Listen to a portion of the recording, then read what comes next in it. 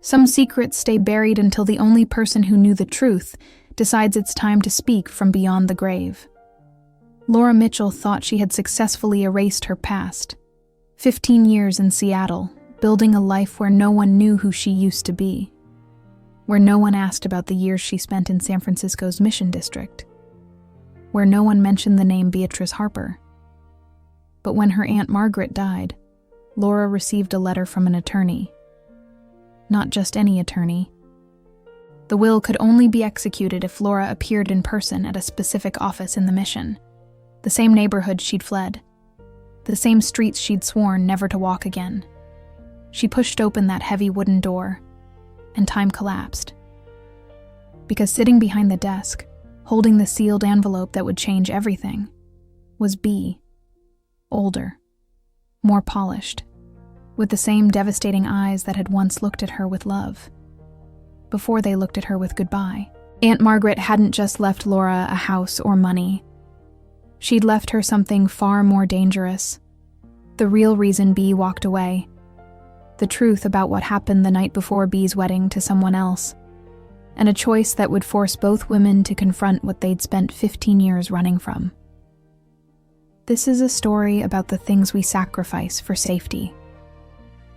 About the women we become when we're too afraid to be who we really are. And about what happens when the dead refuse to let the past stay silent. Stay with me to discover what Aunt Margaret knew all along. See you soon.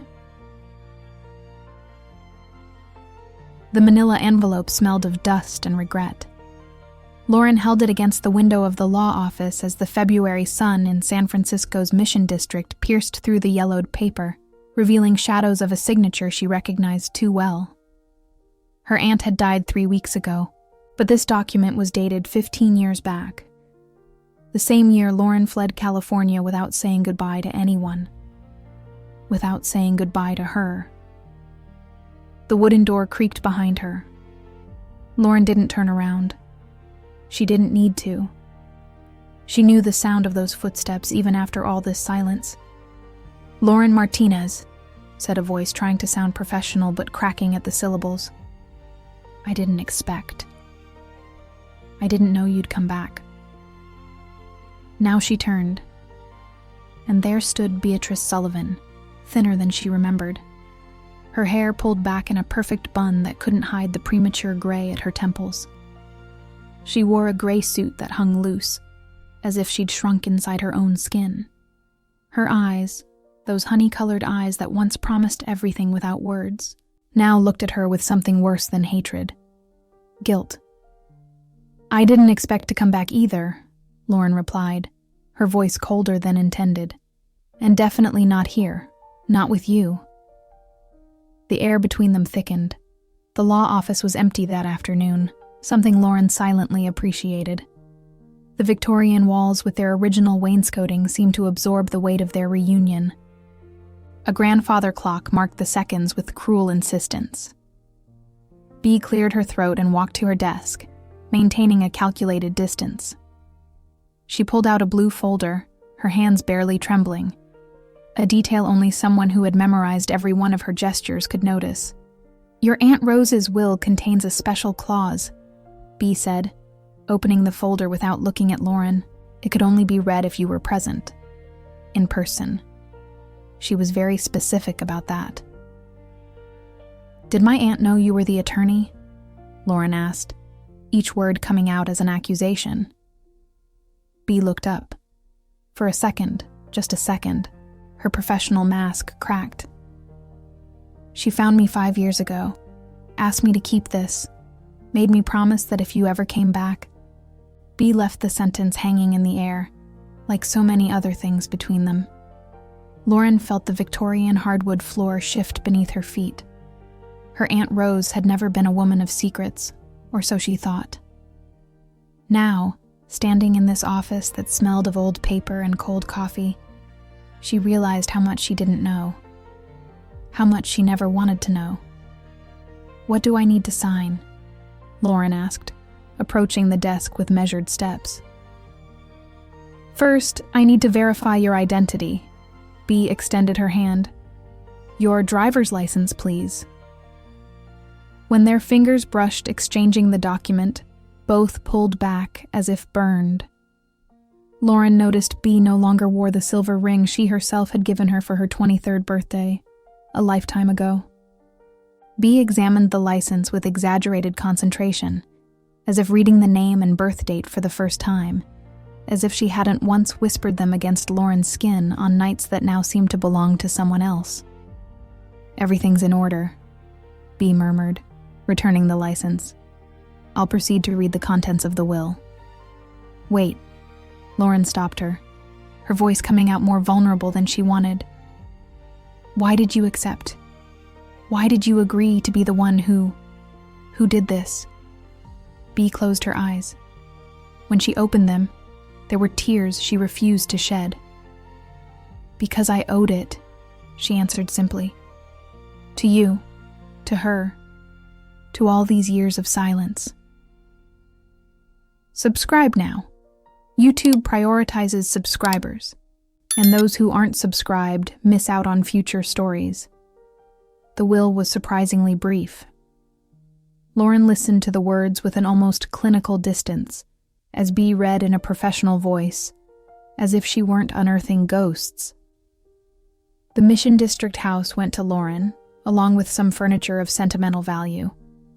Nothing extraordinary, nothing that justified such ceremony. Until Bea reached the last paragraph.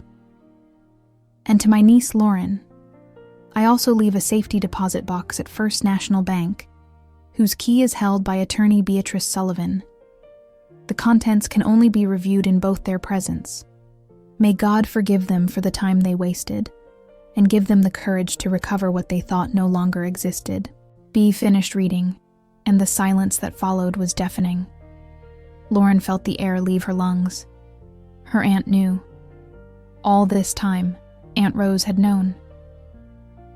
"Do you have the key?" Lauren asked, her voice barely a whisper. Bea nodded, pulling from her pocket a small golden key hanging from a chain. The same chain Lauren remembered seeing around her aunt's neck. "I've kept it for 5 years," Bea admitted.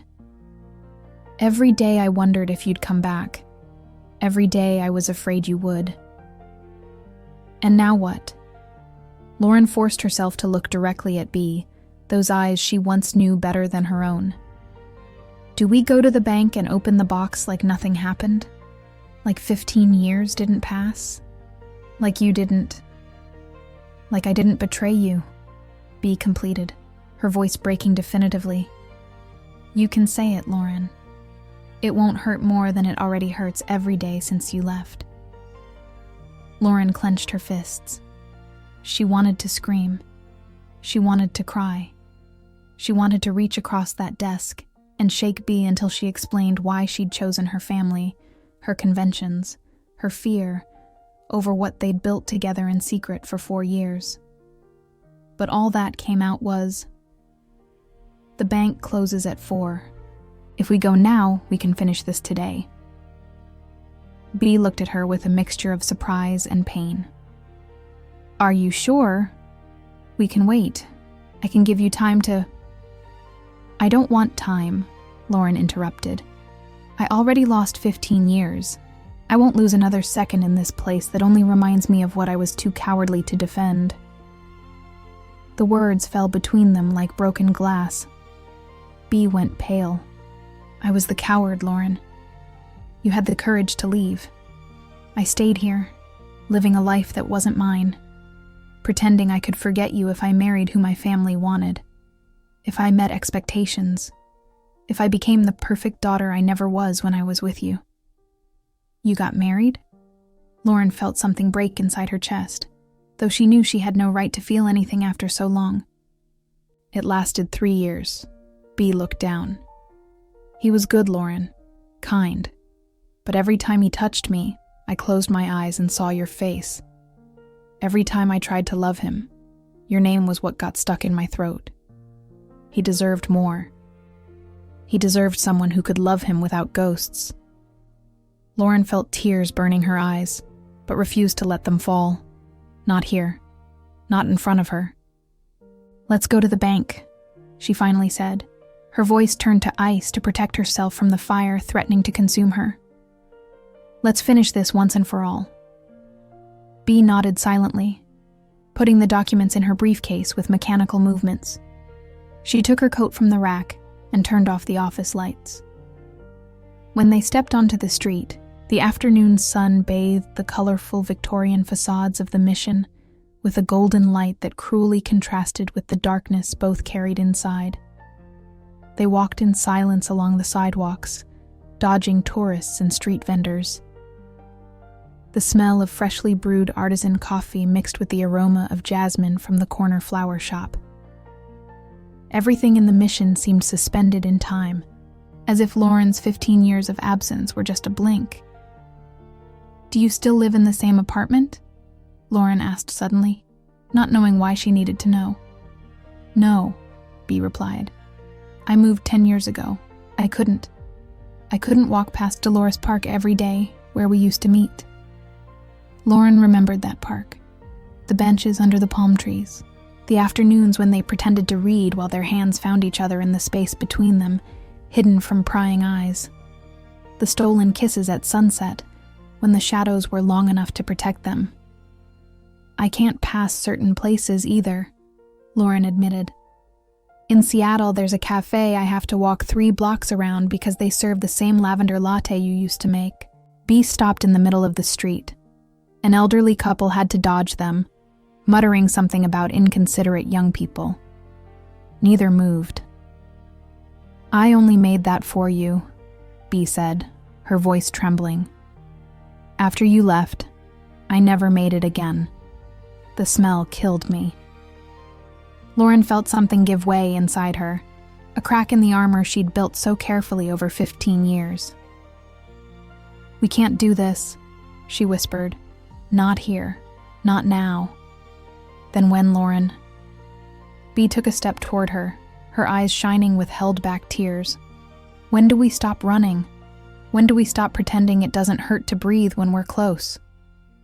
"When we open that damn box," Lauren replied, her voice hard again. "When we know what my aunt wanted us to face. Until then, let's keep this professional." The word fell between them like a sentence. Bea nodded, discreetly wiping away a tear that had escaped, and they continued walking toward the bank. First National Bank occupied an Art Deco building in downtown Mission, its gray stone walls contrasting with the colorful murals of the rest of the neighborhood. Lauren and Bea entered together but separate, maintaining between them a distance anyone would consider normal, but for them was an abyss. The manager, a middle-aged man with a trimmed mustache, received them with distant professionalism after Bea presented the legal documents. He led them down a white marble hallway to the vault, where metal boxes lined the walls like small sarcophagi of secrets. "You'll need both keys," the manager explained, holding a master key. "The institutions and the clients. Then you'll have privacy in the adjacent room to review the contents." Bea took out the golden key hanging from her neck. Lauren noticed her hand trembled as she inserted it in the lock. At the same time, the manager did the same with the bank's key. A metallic click resonated in the silence. The box wasn't large, about the size of a shoebox. The manager extracted it carefully and placed it on a table in the private room, a small space with dark wood walls and a single hanging lamp. "Take all the time you need," the manager said, closing the door as he left. Lauren and Bea stood there, one on each side of the table, looking at the box as if it contained a bomb. The silence was so dense Lauren could hear her own heart beating against her ribs. "Do you open it or do I?" Bea finally asked. "Together," Lauren replied, and it was the first kind word she'd directed at her since they'd reunited. Both extended their hands at the same time, their fingers brushing again as they lifted the metal lid. Inside was a yellowed envelope tied with a faded red ribbon, and beneath it, a series of photographs. Lauren felt the air leave her lungs when she saw the first photograph. It was her, and Bea, in Aunt Rose's garden, 15 years ago. Bea was hugging her from behind, her chin resting on Lauren's shoulder, both smiling at the camera with a happiness Lauren had forgotten was possible to feel. They wore summer dresses, their bare feet on freshly cut grass, sun rays creating golden halos around their heads. "Did your aunt take this?" Bea whispered, taking the photograph reverently. "I didn't know." Lauren felt tears finally escaping. "I never knew that she'd seen us." There were more photographs, many more. Aunt Rose had secretly documented 4 years of clandestine love. Lauren and Bea at the Ferry Building Farmers Market, sharing gelato. Bea studying at the kitchen table while Lauren painted the living room walls. A series of photos taken from the window, showing both of them in the backyard, lying on a blanket, looking at each other as if they were the center of each other's universe. The last photograph was different. It was taken from far away, with a zoom that slightly pixelated the image. Lauren and Bea were sitting on a park bench, crying. The date was written on the back, March 15th, 2010. The day everything ended. "My God," Bea murmured, her voice breaking. She was there. That day. She saw us say goodbye. Lauren couldn't speak. She could only look at that image capturing the exact moment her life split in two. She remembered every second of that day. She remembered how Bea had arrived at the park with swollen eyes from crying. How she'd confessed that her family had discovered something about them. How her parents had given her an ultimatum. Either break up with Lauren and get engaged to Robert Miller, her father's law partner's son, or they'd disown her and cut off all contact. She remembered how she'd begged, how Bea had repeated over and over, "I'm sorry, I'm sorry, I'm sorry," until the words lost meaning. She remembered getting up from that bench and walking to her apartment like a zombie, throwing her clothes in a suitcase, buying a plane ticket for the first available flight, and never looking back. She never knew Aunt Rose had witnessed it all. "The envelope," Lauren said, her voice hoarse. "We need to read the envelope." Bea took it with trembling hands and broke the red wax seal. Inside were 3 letters, each with a different date in the upper corner. The first letter was dated March 20th, 2010, 5 days after the breakup. "Dear Lauren, if you're reading this, it means I'm no longer in this world, and that you finally had the courage to come back. It also means Bea kept her promise to guard this box, which tells me there's still hope for you too. I saw how you destroyed yourself when she chose fear over love. I saw how you packed your life in a suitcase, as if you could pack the pain too. I let you go because I knew you needed to get away, but I also kept these photographs because I knew that someday you'd need to remember that what you felt was real. I'm not writing this to judge Bea. I know her decision has haunted her every day. I've watched her age in silence, become a shadow of the radiant woman she was when she was with you. I know she married trying to convince herself she could be happy following other people's rules. And I know she failed because you can't betray your heart without paying the price. But I also saw you, Lauren. In the few times we talked on the phone over these years, I heard the hollow in your voice. You built a successful life in Seattle, yes, but you never mentioned love again, never talked about anyone special. And when I asked, you changed the subject so fast you confirmed my suspicions. You closed yourself off after her. You refused to be vulnerable again. Both of you paid the price for a decision made from fear, and both of you deserve a second chance. With love, your Aunt Rose. Lauren had to sit down. Her legs no longer supported her. Bea collapsed in the chair across from her, tears running freely down her face. She was right, Bea sobbed. About everything. I've lived 15 years as a ghost, Lauren. 15 years pretending I could forget you if I worked hard enough. If I met everyone's expectations but my own. And all I accomplished was becoming a stranger to myself. Me too, Lauren admitted, her voice breaking. I built a perfect life on paper, a successful architecture firm, projects in 3 countries, international awards. And every night I go back to an empty apartment and wonder who I'm building all this for, if I have no one to share it with. If this doesn't deserve a like, I don't know what does. Bea looked up, her honey eyes shining through tears. "Did you date anyone else?" she asked, her voice barely a whisper. "I tried." Lauren wiped her tears with the back of her hand. "There was a woman 5 years ago. Caroline. She was a photographer. Smart. Beautiful. Patient with me even when I was a wall of ice. She spent 2 years trying to get me to open up. Eventually, she gave up. She told me something I'll never forget. I can't compete with a ghost you've idealized so much that no real person will measure up." "She was right," Bea whispered. "What about you?" Lauren needed to know, even if the answer killed her. "After your divorce, was there anyone else?" Bea shook her head. "No one. I didn't even try. How could I? How could I give my heart to someone when I know exactly where I left it 15 years ago?" The silence that followed was charged with everything they hadn't said, with everything that still pulsed between them like a wound that never healed properly. "There are 2 more letters," Lauren finally pointed out, needing to break the intensity of the moment. Bea nodded and took the second letter. This one was dated 3 years later, in 2013. "Lauren, Bea got divorced today. She came to my house and cried for hours in my living room. She told me everything she'd never confessed. How every day of her marriage was a betrayal of herself. How Robert was a good man who didn't deserve to be loved halfway. How she finally had the courage to tell him the truth, to confess that her heart was never his, because it never stopped belonging to you. Robert was kind, she told me. He didn't judge her.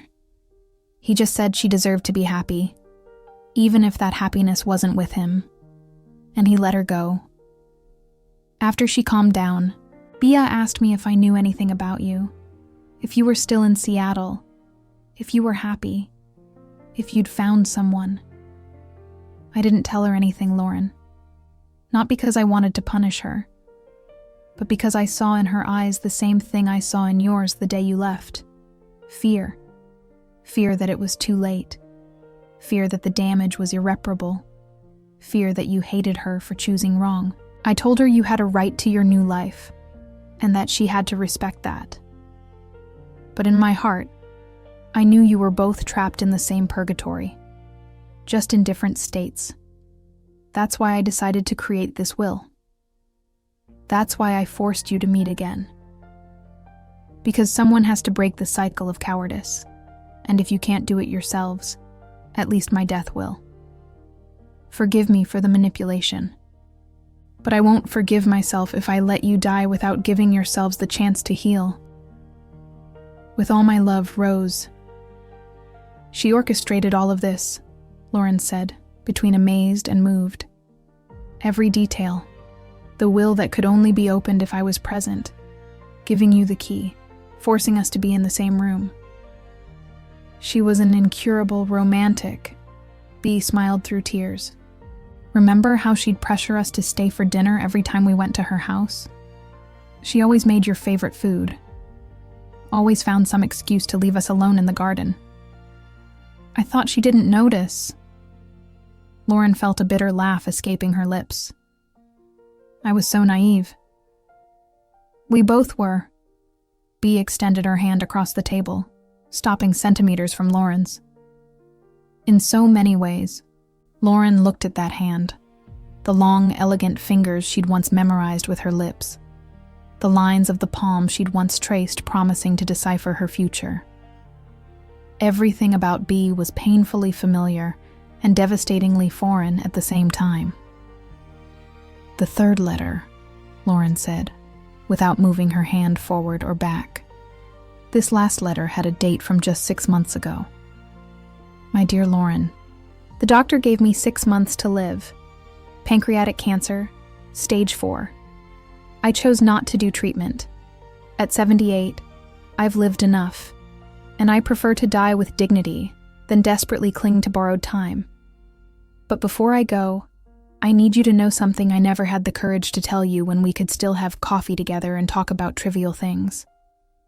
The day Bea broke up with you, she came to my house first. Not after. Before. She arrived devastated, her parents' ultimatum still burning her throat, and she asked me what she should do. I told her the truth, that love requires courage, that choosing comfort over authenticity is a slow death sentence, that her parents would eventually die, but she'd have to live with her decision until her last breath. And then I made my biggest mistake, Lauren. I told her that if she truly loved you, if your happiness was more important than hers, she should let you go.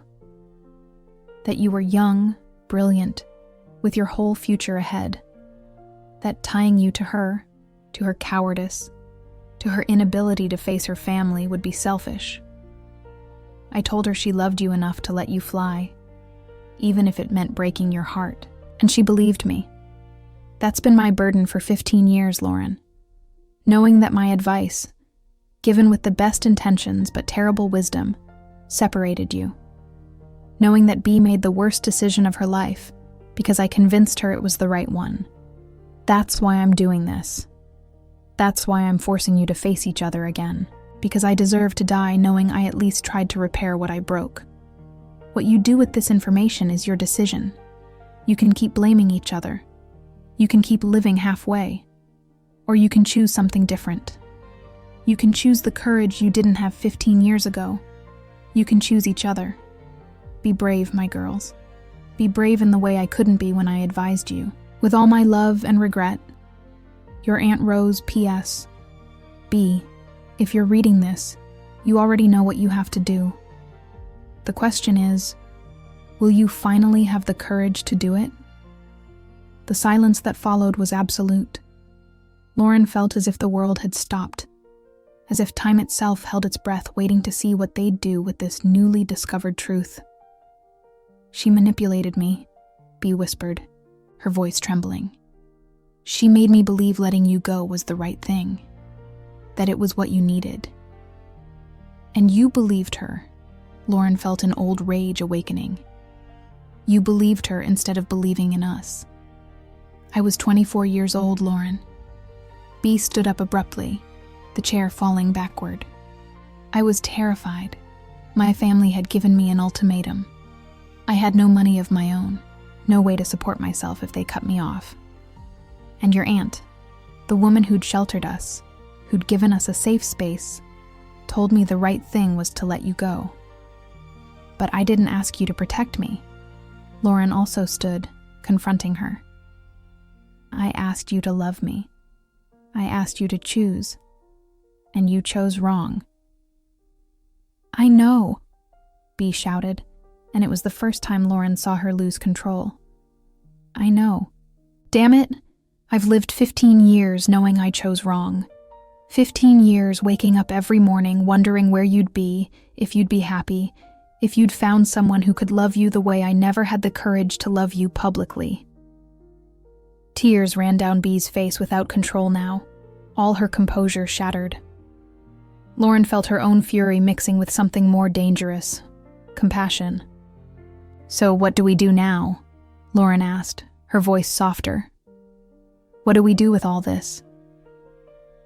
Bea looked at her, her honey eyes shining with an intensity Lauren hadn't seen in 15 years.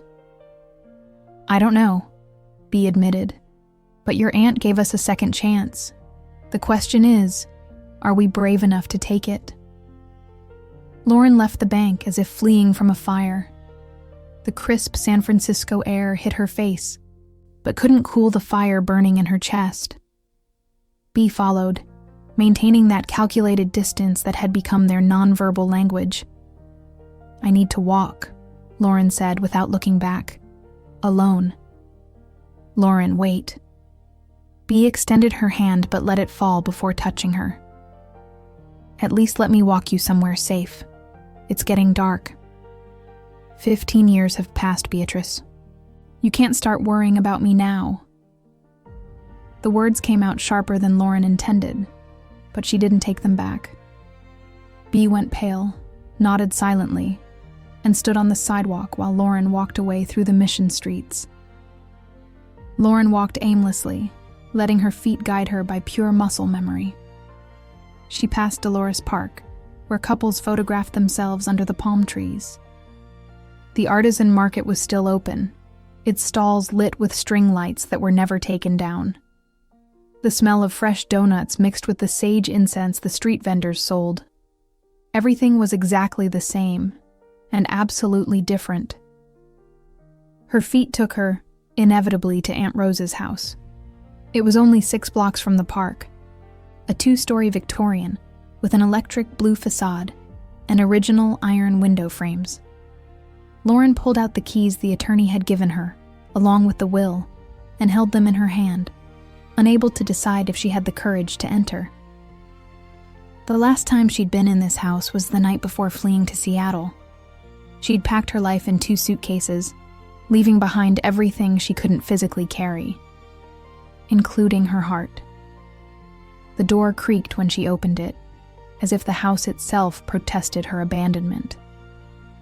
The smell of lavender and cinnamon hit Lauren with the force of a tsunami of memories.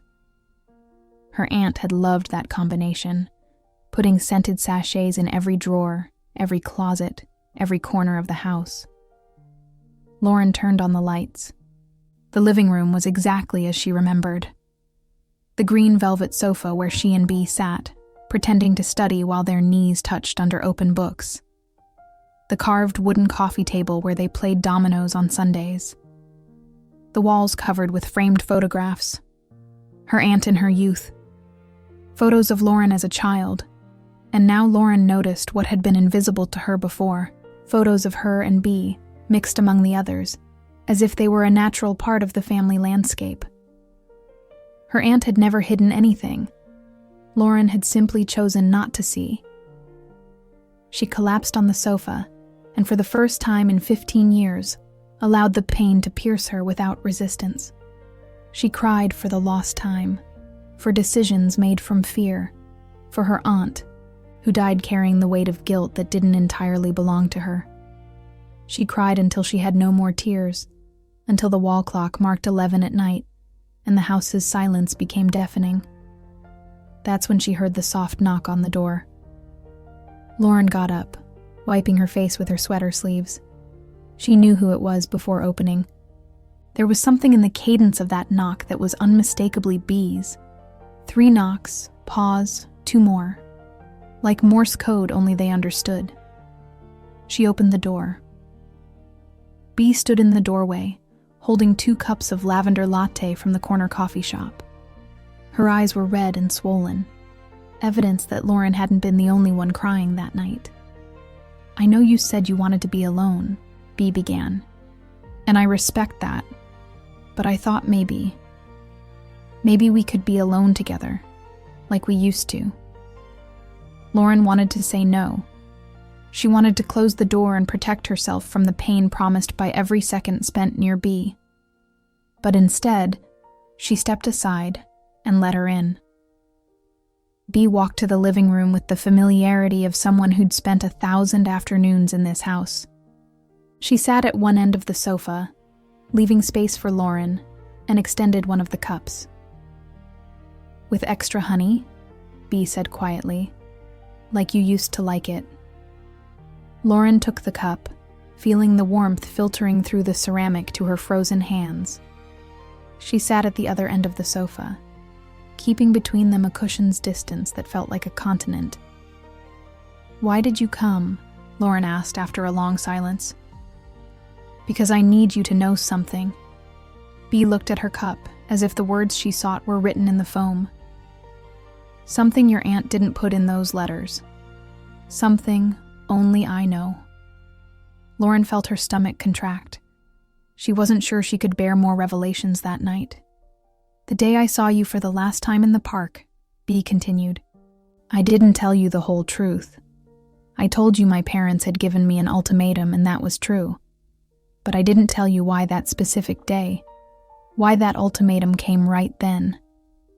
Bea looked up, and Lauren saw in her eyes a kind of pain that went beyond regret. "My mother followed me," Bea confessed. "One afternoon, 2 weeks before that breakup. She followed me from the university to here, to your aunt's house, and she saw us.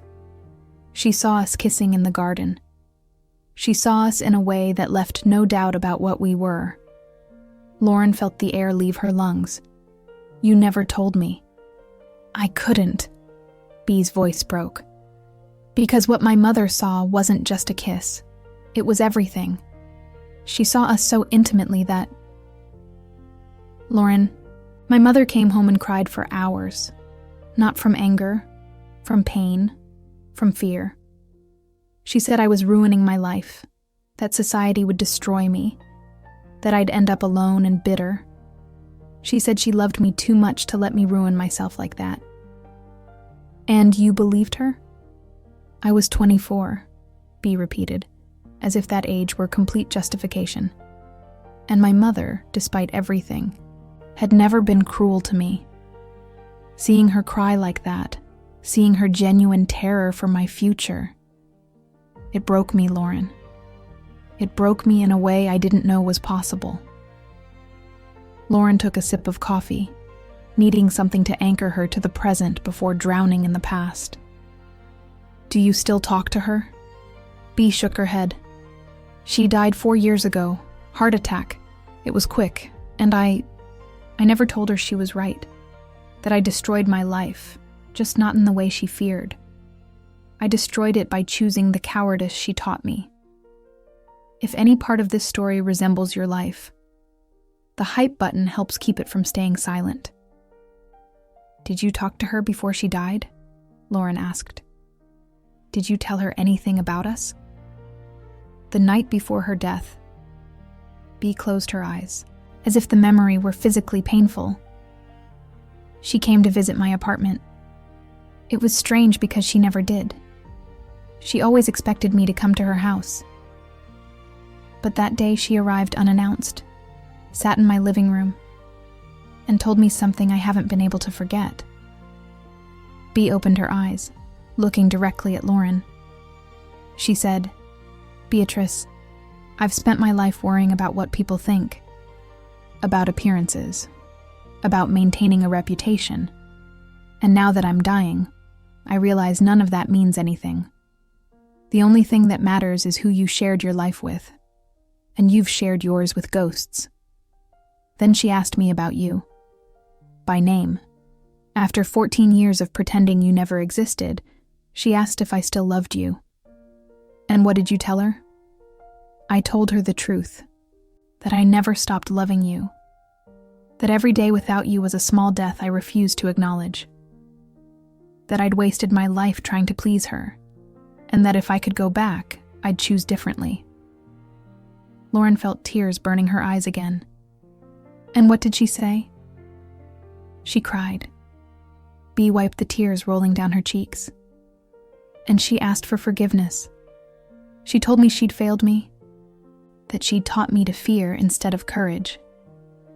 She told me that if I found a way to fix it, to find you, I should do it. That I shouldn't make the same mistake she did, dying surrounded by a respectable but empty life. But you didn't look for me, Lauren pointed out, without accusation in her voice, just stating a fact. No, Bea admitted, because I was terrified you'd hate me, that you'd moved on, that it was too late. So I stayed here, in the mission, living in the past, seeing your ghost on every corner. Lauren put her cup on the coffee table and stared at the dark liquid as if it contained answers she had no words to articulate. You know what's cruelest about all this? She finally said. That your mother was right. Society is brutal to people like us. Even now, 15 years later, in Seattle, where there's supposedly more acceptance, I've had to hide who I am in meetings with conservative clients. I've lost projects because someone discovered I'm a lesbian. I've been excluded from business dinners because my presence would make other guests uncomfortable. Lauren turned to look at Bea. Your mother was right that the world is cruel. Where she was wrong was in teaching you that the answer to that cruelty is surrender. She should have taught you to fight, to demand your place, to live authentically despite the cost. B stayed silent, absorbing the words. After a long moment, she spoke with a trembling voice. Do you hate me, Lauren? I need to know. After everything I did, after choosing my comfort over our love, is there anything in you that can still forgive me? Lauren took her time to respond, aware that what she said in that moment would define everything that came after. I don't hate you, she finally said. I wish I could. It would be simpler. Hate is clean, definitive. What I feel for you is infinitely more complicated. It's rage mixed with nostalgia. It's pain mixed with understanding. It's the certainty that you ruined the best thing I had, mixed with the horrible suspicion that maybe I was also to blame. You? B looked at her incredulously. You did nothing wrong. I ran, Lauren said simply. When you told me you were afraid, that you needed time, that the situation was complicated, I should have stayed and fought. I should have told you we'd face whatever came together. Instead, I packed my life in a suitcase and took the first available flight. I abandoned you just when you needed me most. No. B moved closer on the sofa, eliminating the distance they'd maintained. You can't blame yourself for protecting yourself. I asked you to leave, Lauren. Not in those exact words, but every tear, every apology, every I'm sorry was a way of telling you I wasn't strong enough for you. And I believed you. Lauren felt a bitter laugh escaping her lips. We were both cowards in different ways. They sat in silence, the weight of 15 years of wrong decisions hanging between them like thick fog. The wall clock marked midnight when B finally spoke again. Your aunt found me 5 years ago, B said. A month after my divorce. She showed up at my law office without warning, sat across from my desk, and told me she was going to create a will with a special clause. She explained her plan. Force us to meet again. Oblige us to face the past. Give me a chance to fix what I broke. And you accepted immediately? I told her she was crazy. B smiled sadly. I told her you'd probably moved on, that you had a new life, that opening old wounds would only bring more pain. But she insisted. She told me something I haven't been able to forget. What did she say? She said, the pain of facing the past is temporary. The pain of living with regret is eternal. You choose which one you prefer to carry. B looked at Lauren with an intensity that cut. Then she asked me, what do you prefer? The pain of trying and maybe failing? Or the pain of never trying and living, wondering what would have happened? Lauren felt something moving in her chest, as if a door locked for 15 years was starting to give way. And you chose the pain of trying, Lauren said quietly. I chose hope, B corrected. For the first time in 15 years, I chose to believe that maybe, just maybe, not everything was lost.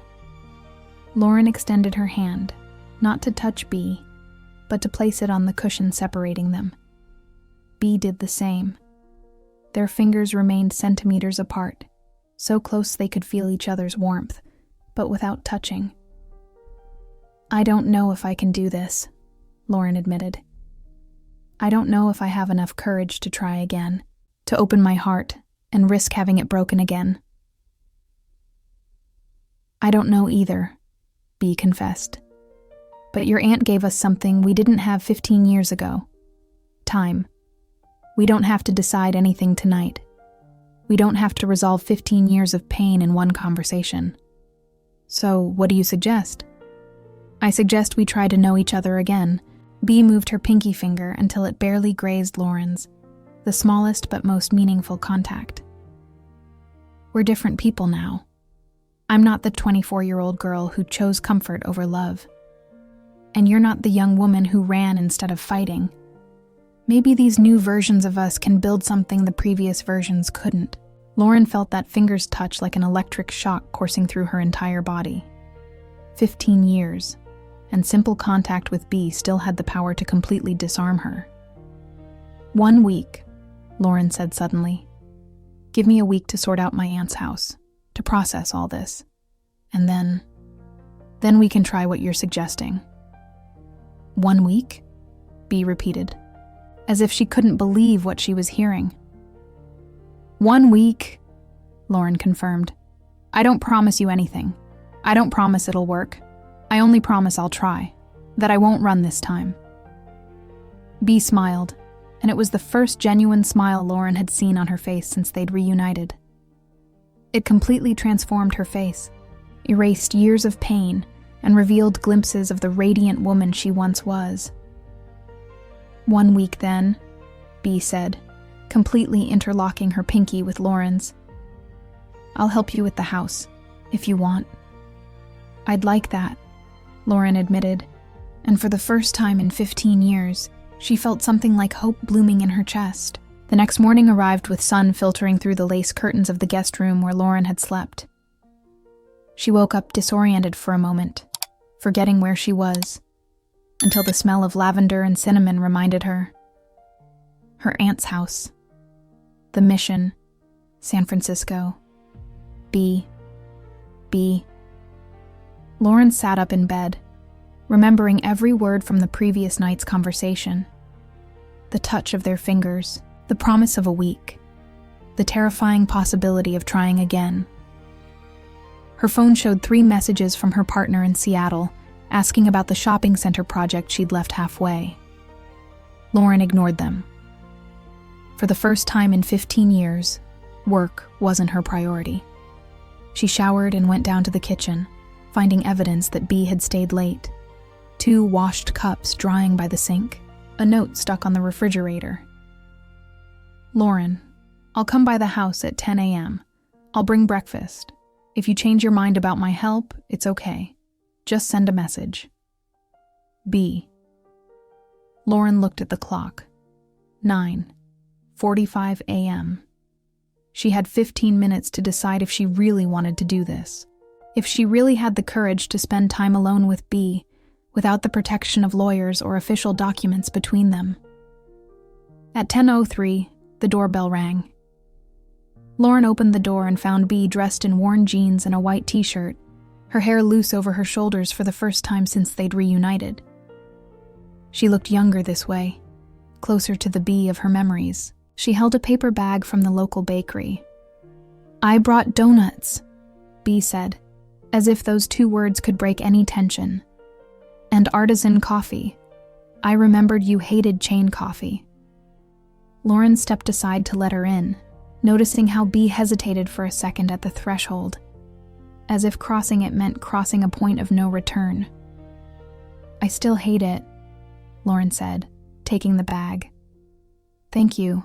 They ate breakfast in the kitchen, at the small table where Lauren had eaten 1,000 times with her aunt. B had brought chocolate donuts, Lauren's favorites, and the silence between them was less uncomfortable than the day before.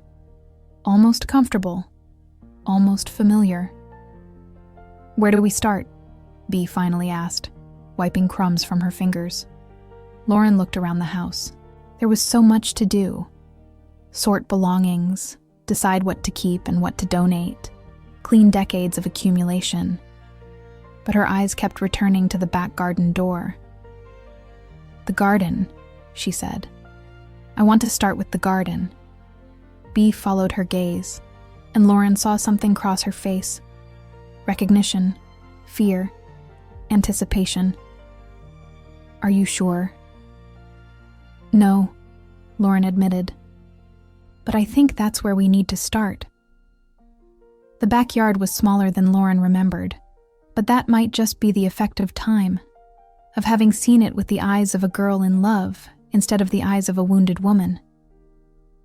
It was neglected now, the grass overgrown, the hydrangeas climbing uncontrolled up the Victorian wooden fence. The blanket where they used to lie was still folded in a corner of the shed, protected in a plastic bag as if someone had stored it with the intention of preserving it. "Your aunt kept it," Bea said quietly, noticing where Lauren was looking. "The last time I came here, 3 years ago, I asked her why she kept it. She told me some objects carry so much love that destroying them would be a crime." Lauren walked to the shed and pulled out the blanket. It smelled of dampness and time, but when she unfolded it on the grass, the colors were still vibrant: red, yellow, and blue stripes. A traditional striped blanket they'd bought together at the farmer's market. They sat at opposite ends of the blanket, as they had in the living room the day before, maintaining distance while deciding if they had the courage to get closer. "I remember the first time you kissed me," Bea said suddenly. "It was here, in this garden. I was studying for the constitutional law exam and you were supposedly helping me, but you were really just drawing in your notebook." "I was drawing you," Lauren confessed. "Over and over. I couldn't concentrate on anything else." "I know." Bea smiled. "One day you left your notebook open and I saw all those drawings. That's when I knew I wasn't the only one who felt something." "And what did you feel when I kissed you?" Bea looked at the sky, as if the words were written in the clouds. "I felt like I'd finally come home, like my whole life had been waiting for that moment without knowing it. And then I felt terror, because I knew that kiss changed everything, that I could no longer pretend we were just friends." "Do you regret it?" Lauren asked. "That kiss, everything that came after." "I regret how it ended," Bea said carefully. "But never, not for a second, have I regretted loving you. That was the only real thing in my life for years." Lauren felt the defenses she'd built so carefully starting to crack. It was easier to stay angry, stay distant, when Bea was just a villain in her narrative. But this raw honesty, was infinitely more dangerous. "I need you to understand something," Lauren said, choosing each word carefully.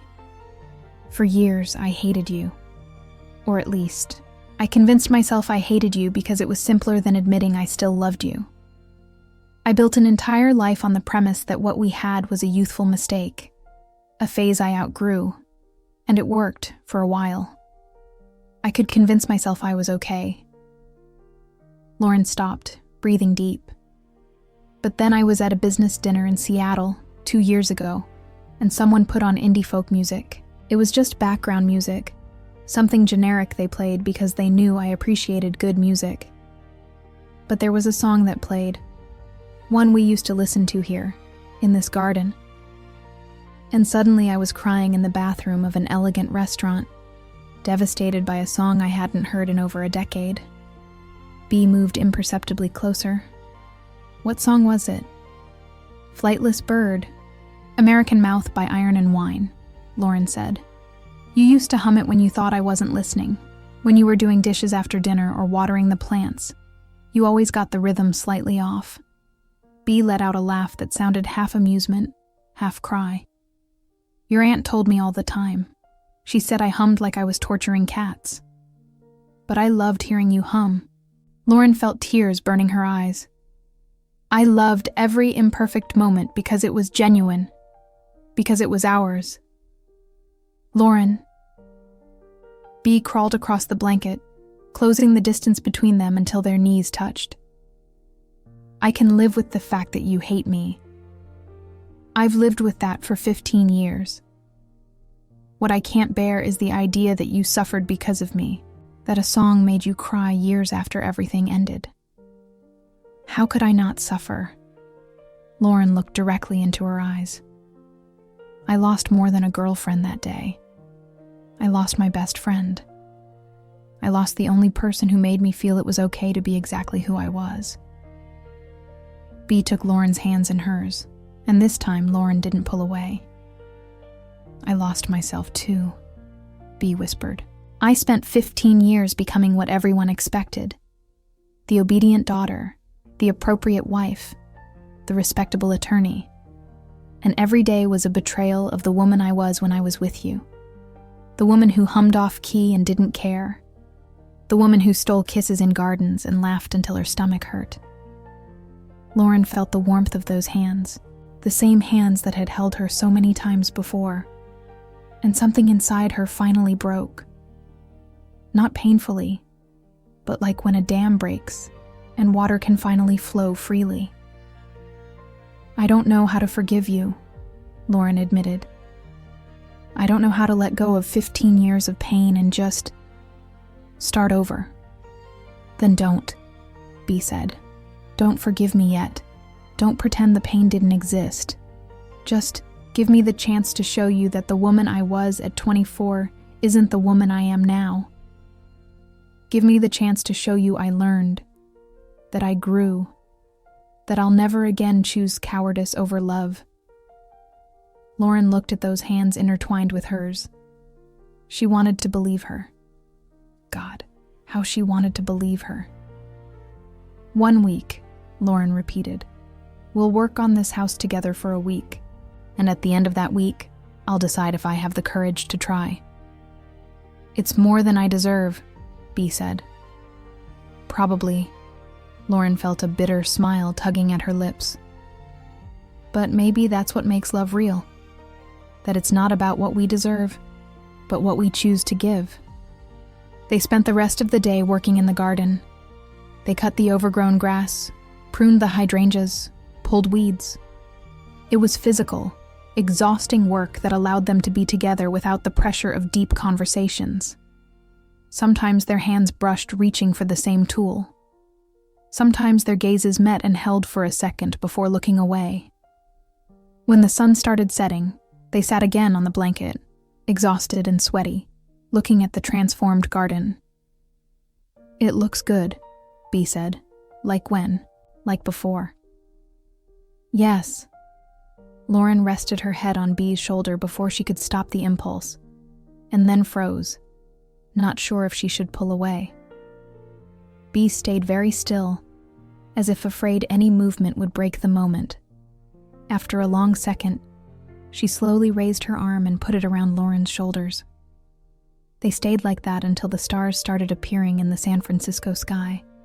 2 women carrying 15 years of pain and the fragile hope that maybe, just maybe, some broken things could be put back together.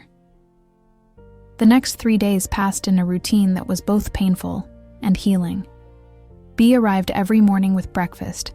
They worked in different parts of the house, had lunch together in comfortable silence, and continued until sunset forced them to stop. They talked about safe things, memories of Aunt Rose, college anecdotes, places in the mission that had changed or stayed the same. They didn't talk about them. Not yet. It was the 4th day when Lauren found the box. She was cleaning the attic, a cramped and dusty space her aunt had used for storage.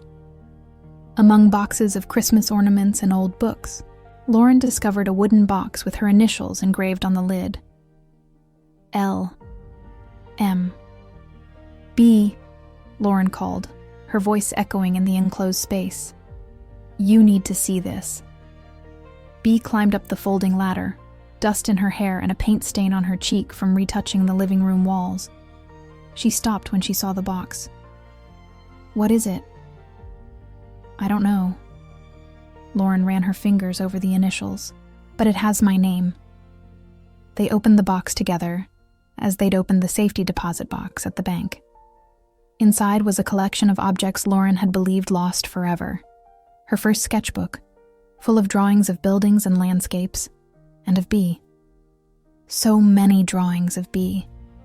The silver ring she'd given Bea for her birthday, the same one she'd noticed was no longer on her finger. A photograph of both of them on Halloween, faces painted as sugar skulls, laughing. And at the bottom, a manila envelope with her aunt's handwriting. For Lauren. The things Bea left here after you left, with the hope that someday you'd have the courage to come back for them. Lauren looked at Bea, who had gone pale. You left things here? I came 2 days after you left, Bea confessed, her voice barely audible. I didn't know you'd already flown to Seattle. I thought you'd still be here, that I could talk to you, explain, ask you to give me another chance.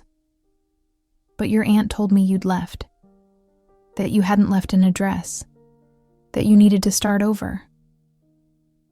Bea sat on the dusty attic floor, not caring about dirtying her clothes. I fell apart.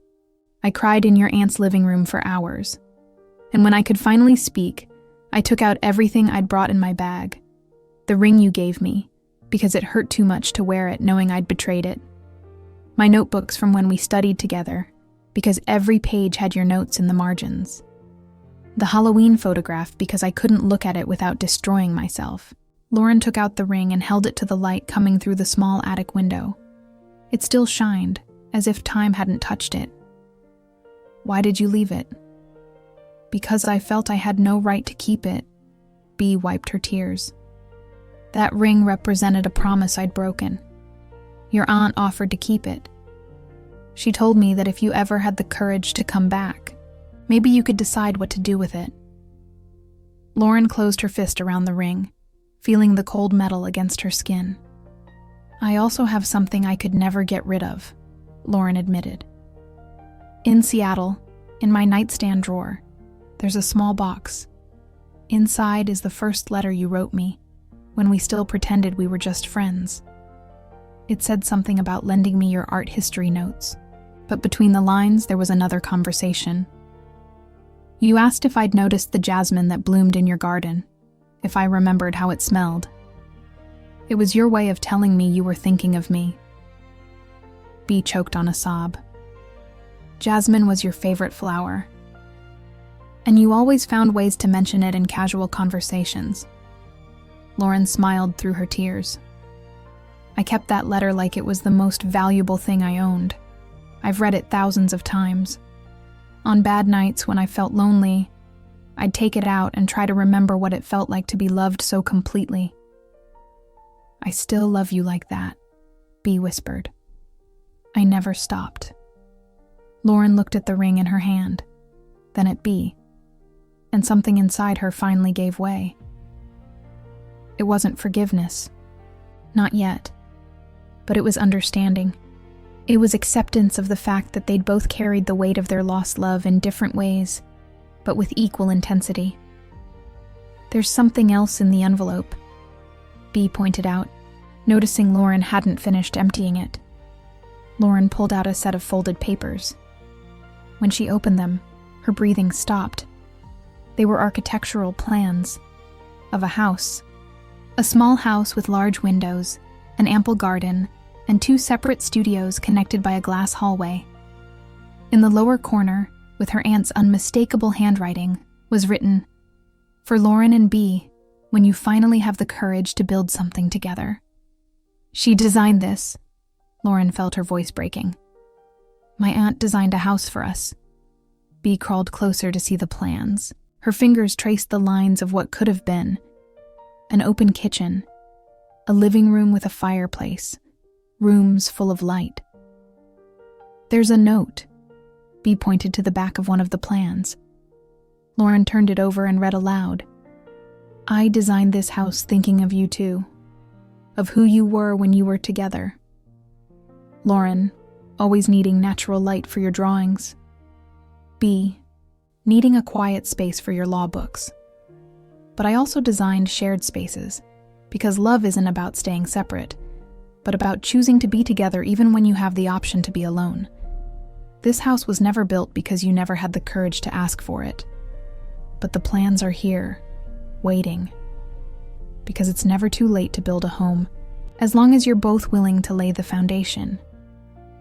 The land is already purchased. It's in both your names, in Sonoma Valley, an hour from here. The deed is with Bea. She knows where. Use it, or don't. But know that it exists. Know that someone believed in your love enough to invest in your future, even when you couldn't. With all my love and hope, Rose. The silence that followed was absolute. Lauren couldn't process what she'd just read. Her aunt hadn't just kept photographs and letters. She'd bought land. She'd designed a house. She'd bet on a future Lauren had given up for dead 15 years ago. "Did you know?" Lauren finally asked. "Did you know about the land?" Bea shook her head violently. "No, she never gave me deeds. Never mentioned." My God, Lauren. She really believed we'd be together again. Or she wanted us to believe we could. Lauren carefully folded the plans. She wanted to give us something concrete to think about. Not just abstract promises, but real plans. Literal foundations. "And what do you think?" Bea looked at her with a mixture of hope and terror. "About the house? About the land?" Lauren took her time to respond. She looked around the dusty attic, full of stored memories and broken promises. She looked at Bea, with dust in her hair and tears in her eyes, as beautiful and as broken as herself. "I think my aunt was an incurable romantic who didn't understand the concept of boundaries," Lauren finally said, with a sad smile. "But I also think that if someone bet so much on us, maybe we should at least consider the possibility that she's right." "Consider it?" Bea repeated, as if afraid she'd heard wrong. "It's all I can promise right now," Lauren was honest. "I can't tell you we're going to build that house. I can't tell you that in a month we'll be together again as if 15 years didn't happen. But I can tell you that for the first time in a long time, I'm not completely dismissing the possibility of a future that includes both of us." Bea closed her eyes, tears rolling silently down her cheeks. "It's more than I dared to hope for." They came down from the attic in silence, each carrying pieces of their rediscovered past. Lauren put the ring in her pocket, feeling its weight against her hip as a constant reminder. Bea carried the house plans, holding them as if they were sacred. The rest of the day passed in a haze. They continued working on the house, but everything had changed. Every glance lasted a second longer. Every accidental brush of hands felt charged with meaning. When Bea reached for a book on a high shelf and Lauren put her hand on her lower back to steady her, both froze, aware of the intimacy of the gesture.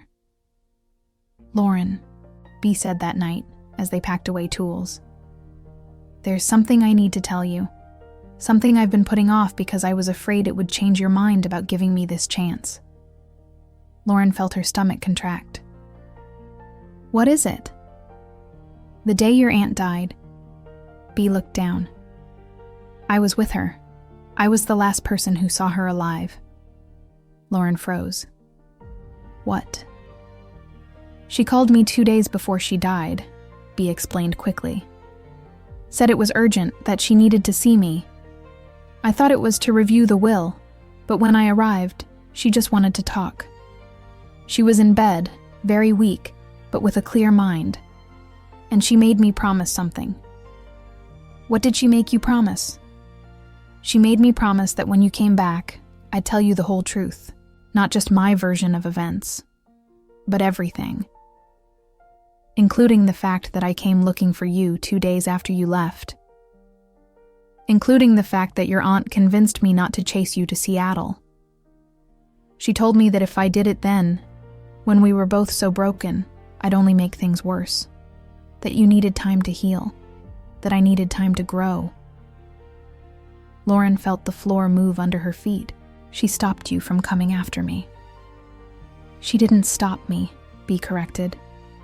"She gave me advice, and I chose to follow it.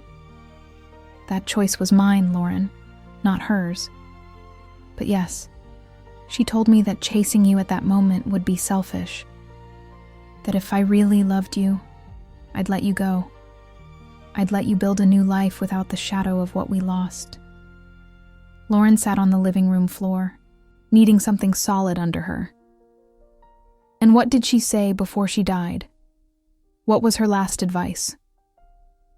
"She told me she'd made a mistake." Bea's voice broke. "She told me she'd spent 15 years regretting separating us, even if her intentions were good. She told me that love isn't about protecting people from pain. but giving them the tools to face it together. And she made me promise that when you came back, I wouldn't make the same mistake, that I wouldn't let you go again without fighting. Comment what you'd do in her place. Would you give the love of your life a second chance? Lauren processed this information in silence. Her entire narrative of the last 15 years was reorganizing. It wasn't just that Bea had abandoned her. It wasn't just that her aunt had tried to help. It was more complicated, more nuanced, more human than any simple story of villains and victims. What else did she say?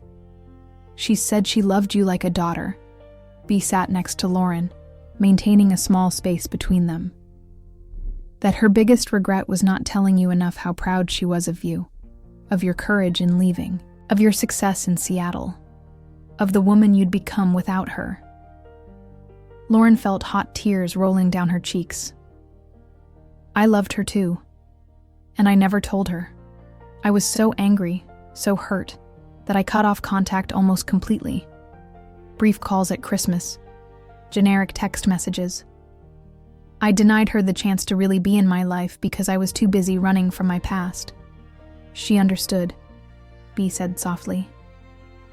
She told me. She said your silence was your way of protecting yourself, and that she didn't blame you for it. That doesn't make it right. Lauren wiped her tears with anger. It doesn't make right the fact that my cowardice robbed her of 15 years of relationship with me. It doesn't make right that she died alone while I was in Seattle, too busy with my career to visit her. She didn't die alone. Bea took Lauren's hand, and this time Lauren didn't pull away. I was there. I held her hand. I sang her Amazing Grace because she said it was the song her mother sang to her. And her last words were about you.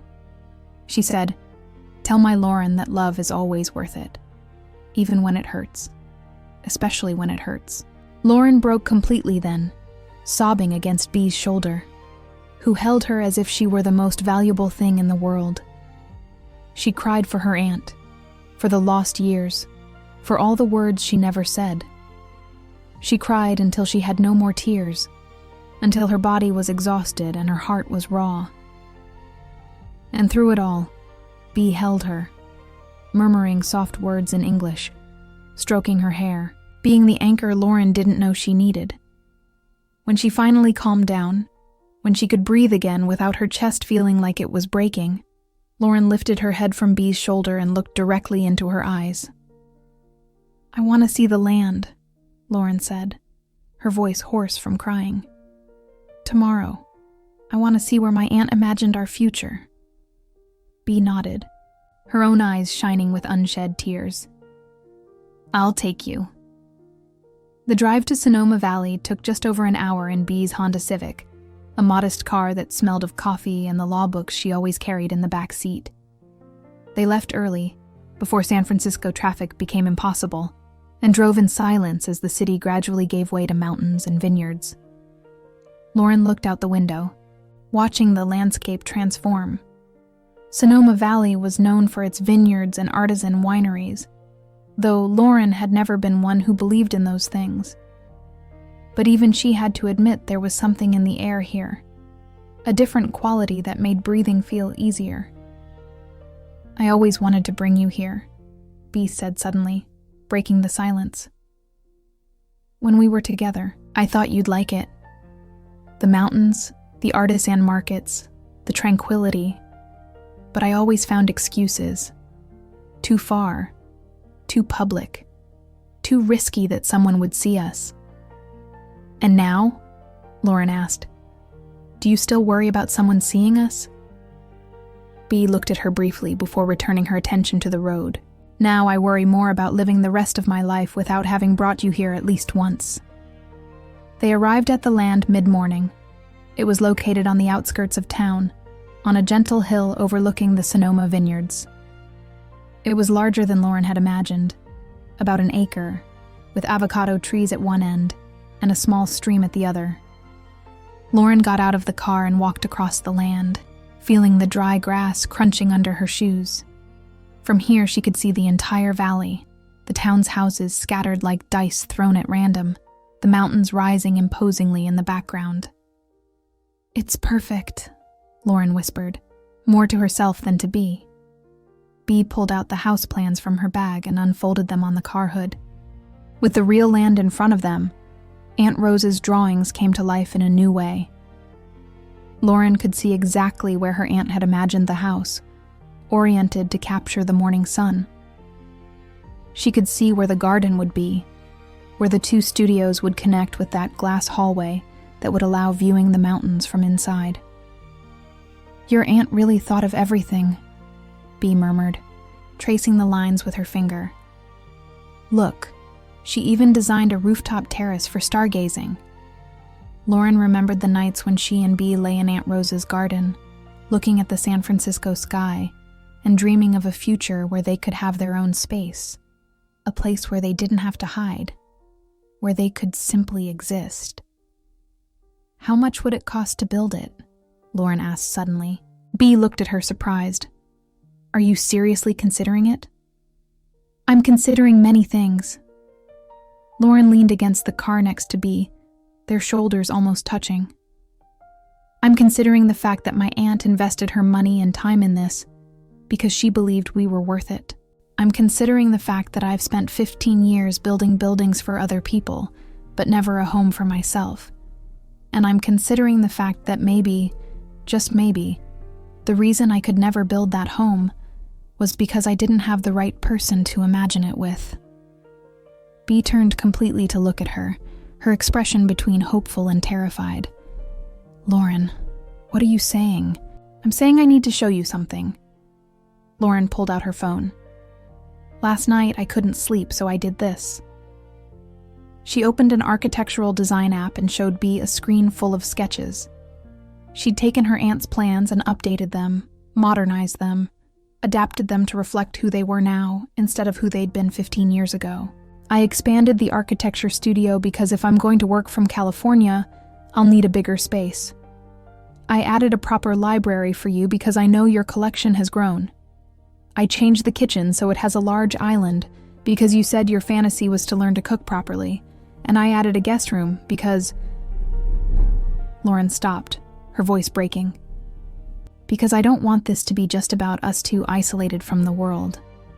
I want a space where we can invite the people we love. I want to build something that's ours, but also welcoming to others." Bea looked at the designs with tears running freely down her face. "You put jasmine in the garden," she whispered, pointing to a detail in one of the sketches. "I always knew your way of saying I love you was with flowers." Lauren felt her own voice trembling. "It took me 15 years, but I'm finally learning to listen." Bea dropped the phone on the car hood and took Lauren's face in her hands, forcing her to look directly into her eyes. "Are you saying you want to try this? Really? Not just forgive me, but build something new together?" Lauren covered Bea's hands with hers, holding them against her face. "I'm saying I've spent 15 years running. From you, from California, from the possibility of being vulnerable again.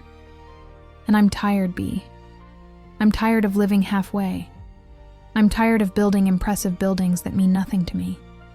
I'm tired of sleeping alone in an empty apartment, wondering if this is all there is." Lauren took a deep breath, preparing for the biggest leap of faith in her life. "I don't promise it'll be easy. I don't promise I won't have days when I remember the pain in close up. I don't promise perfection. But I promise that this time, if we have problems, I won't run. I'll stay and fight for us. And that's more than I could promise 15 years ago. Lauren." Bea closed her eyes, as if the words were too much to process at once. "But I need you to promise me something too," Lauren continued. "I need you to promise you'll never again choose other people's approval over us. That if this is going to work, it has to be because we're both completely committed, not because it's convenient or comfortable, but because it's real." Bea opened her eyes, and Lauren saw in them a determination she'd never seen before. I promise that the woman who chose cowardice 15 years ago died the day you left. The woman I am now has spent every day since then building the courage I didn't have then. And if you give me this chance, I'll spend the rest of my life showing you I deserve the trust you're placing in me." Lauren smiled through tears. "Then I guess we have a house to build." Bea let out a laugh that was half cry, half joy. And finally, after 15 years, after all the pain and all the tears and all the lost time, closed the distance between them and kissed Lauren. It wasn't like their first kisses in Aunt Rose's garden, when everything was new and innocent and full of discovery. This kiss had the weight of 15 years of pain. It had the salt of tears and the bitterness of regret. But it also had hope. It had forgiveness. It had the promise of something stronger, because it had survived being broken. When they separated, both were crying and smiling at the same time. "Your aunt would be very pleased with herself right now," Lauren said, her forehead resting against Bea's. "Probably." Bea let out a wet laugh. "And she'd probably already be planning the housewarming party." Lauren pulled back enough to look at the land again, imagining it transformed. She could see her aunt's house coming to life, evolving into something that was both a tribute to her and a statement of their own future. "How long would it take to build it?" Lauren asked, her mind already working on schedules and budgets. "With permits, final design, construction, probably a year," Bea estimated. "Maybe more, depending on the rainy season." "1 year," Lauren repeated. "That gives us time to get to know each other again, to build foundations before building walls." "Will you move to California?" Bea asked, as if afraid of the answer. "I have to sort out some things in Seattle first," Lauren was honest. "My partnership in the firm, my current projects. But yes, I'm moving to California, to the mission while we build the house. Maybe I'll even buy the building where your law office is. I've been thinking about expanding my practice to the West Coast." Bea smiled. "Are you going to be my landlady?" "I'm going to be much more than that," Lauren kissed her softly. "But let's start with landlady and see where we go from there." They spent the rest of the day on the land, walking through every inch, planning where everything would go, discussing details as if the house already existed. They shared lunch they'd bought in town, sitting on the striped blanket Lauren had brought from the car, the same one they'd used in her aunt's garden. When the sun started setting, tinting the mountains pink and orange, Lauren took a photo of the land with her phone. Then she took a selfie of both of them, with the mountains in the background, their faces pressed together, smiling like they hadn't smiled in 15 years. "For Aunt Rose," Lauren said, looking at the photo, "so she knows her bet paid off." "I think she already knows," Bea said softly. They returned to the mission as stars began appearing in the California sky. This time, the silence in the car wasn't uncomfortable. It was comfortable. It was the silence of two people who'd said everything they needed to say and could now simply exist together. When Bea stopped the car in front of Aunt Rose's house, neither made a move to get out immediately. "Do you want to come in?" Lauren asked. "I could make coffee or tea, or we could just sit and watch a bad movie." Bea smiled. "I'd like that. But I have a question first." "What?" "This. Us. What are we now exactly?" Bea blushed. "I know it sounds like a teenage question, but I need to know where we stand." Lauren considered the question carefully. "We're two people who loved each other once, who hurt each other, who spent 15 years apart, and who are now choosing to try again. I don't know if that has an easy label. But I know I want to be exclusive. I know I want to build something real with you, and I know that this time, I won't hide it." "You won't hide it?" Bea repeated, as if needing confirmation. "I'm going to tell my partner in Seattle I'm seeing someone. I'm going to post that photo of us on the land. I'm going to take you to dinner at public places in the mission, and I won't care who sees us." Because if we're going to do this, we're going to do it completely. Without hiding. Without shame. Bea took Lauren's hand and kissed it softly. Then I guess we're finally girlfriends again. After 15 years. Girlfriend sounds good, Lauren smiled. Though I'd prefer partners in deferred dream construction. That doesn't fit on any Facebook relationship status, Bea joked. Then we'll have to be creative. Lauren opened her door. Now come in before you freeze out here. They entered the house together, and for the first time in 15 years, Lauren didn't feel the weight of the past crushing her. There was still work to do, on the house, on their relationship, on completely healing the wounds time had left. But for the first time, she felt it was possible. That night, sitting on the green velvet sofa, watching a terrible romantic comedy neither was really following, Lauren felt Bea snuggle against her, her head resting on her shoulder. It was a simple gesture, almost insignificant to any other couple. But for them, who'd spent 15 years unable to touch each other, it was revolutionary. Lauren, Bea murmured, already half asleep. Thank you for giving me this chance.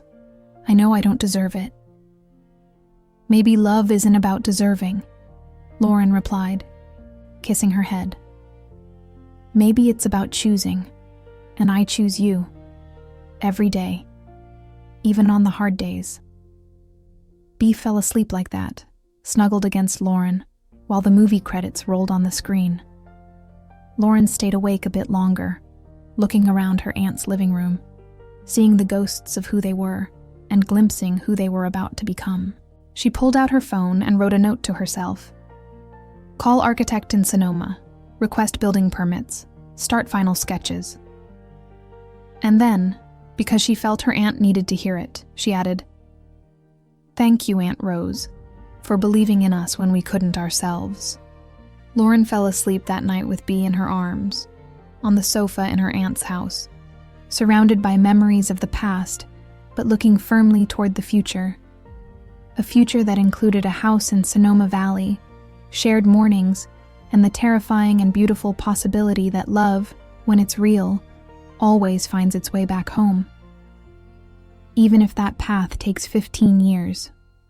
Subscribe not to miss more stories that will make you believe in true love and second chances. If you want the continuation of this story, write it in the comments, because that's the only way I'll know what you want.